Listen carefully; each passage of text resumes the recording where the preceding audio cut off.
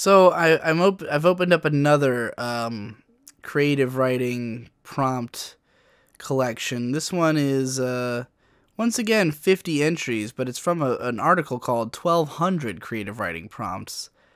I guess maybe because it's in the nonfiction section, it's only 50, but it's from a Melissa Dono. The first couple are all are good, but there's been a recurring one in these different prompt collections. This one says, revisit your earliest memories of learning about faith, religion, or spirituality. There's been a bunch of stuff about religion, because obviously, you know, for some people it's really important. I've never had religion. I've never been religious in my life. Neither of my parents were religious growing up. My dad had a religious phase when I was like 13, but none of the rest of the family really got involved with it. And he didn't last that long. I mean, he still considers himself kind of religious, but he doesn't participate in it anymore. And so I don't have much to say about it. However, my dad, more so than religious, is spiritual.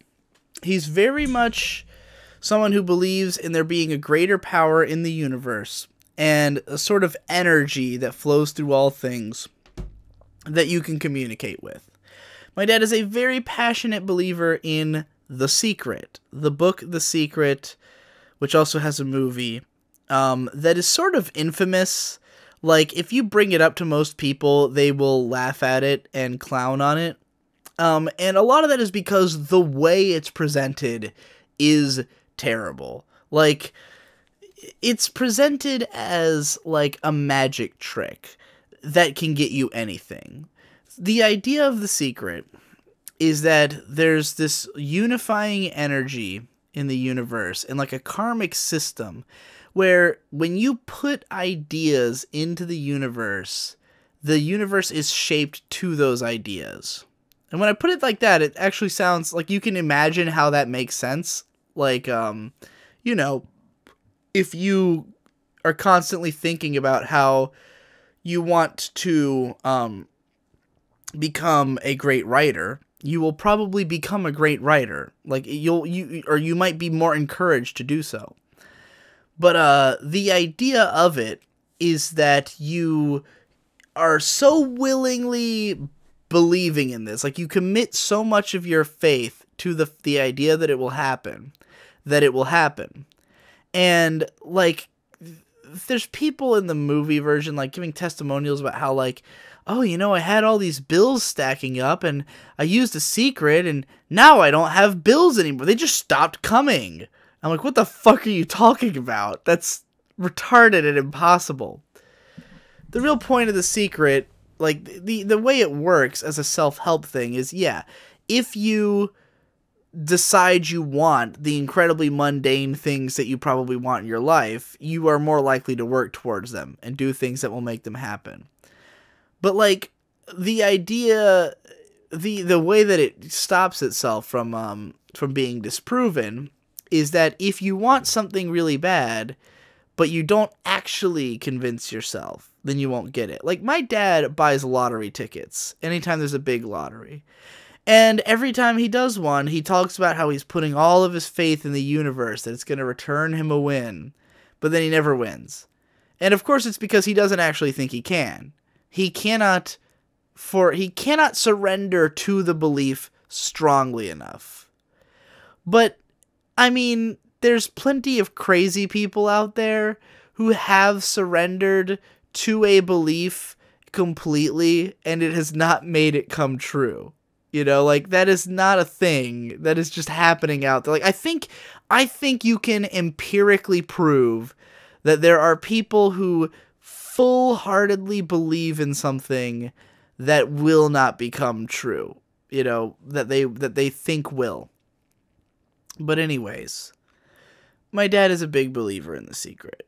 And as a result, around the time that he got into it, I was like 14, and I was really starting to discover like philosophy and everything that comes with it. It's really psychology and philosophy and like, you know, just higher concepts essentially. This is around when I watched Evangelion and it fucking blew my mind to shit.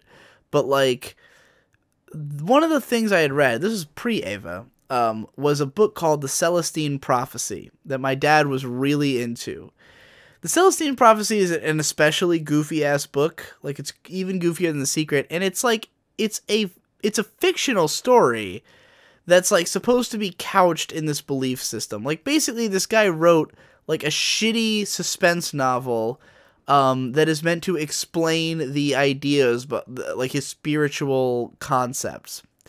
And the idea is that there's like these 11 different like spiritual things that like can guide you through life. I don't remember most of them. There's only one that really stuck with me, which was this idea that if you lock eyes with somebody, it means you have something to say to each other. And, like, there's a scene where the character's, like, he's kind of, like, at a dead end, but then he locks eyes with somebody across the bar, and he comes over to talk to them, and is surprised to learn, like, even though they don't look like somebody he'd ever have anything to say to, their conversation leads to further possibilities. Now, again, this is the kind of thing that there is no magic spirituality to this. It just makes sense that if you, not even just the eye contact, like, first of all, if you make eye contact with somebody, it's probably because you're both interested in each other, you know, like, especially at, like, a bar, you know, like, most likely, the people you make the most eye contact with are people you want to fuck, you know, and, the best way to make that relationship progress is to go talk to them. Like, this is just, like, basically dating advice, but, like, disguised in this, like, you know, this more, I mean, in general, if you want to make human connections and learn things, yeah, talk to fucking people, talk to random people, you know, and the ones who are looking around are probably more receptive to being talked to, or, you know, are waiting for somebody to come say something to them, because that's why their fucking eyes are meandering around the room, because they're not currently occupied with another person. Anyways, I was really fascinated by that idea, though, and, like, for years, every time I met eyes with somebody, I'd be like, oh, I should go say something to them, and I never did. Never, ever. And I would lock eyes with people fucking constantly, because I was always staring around the room at whoever.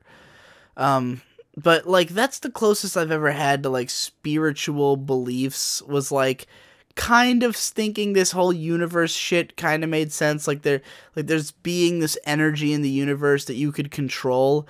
And there was a brief period where I was convinced I was God, like that I was, because I got a bunch of things I wanted in a row, and I was, like, convinced that it was because I believed in myself so strongly, even though I was still horribly depressed at the time, and nothing was getting me out of that, so I don't know how I justified that one.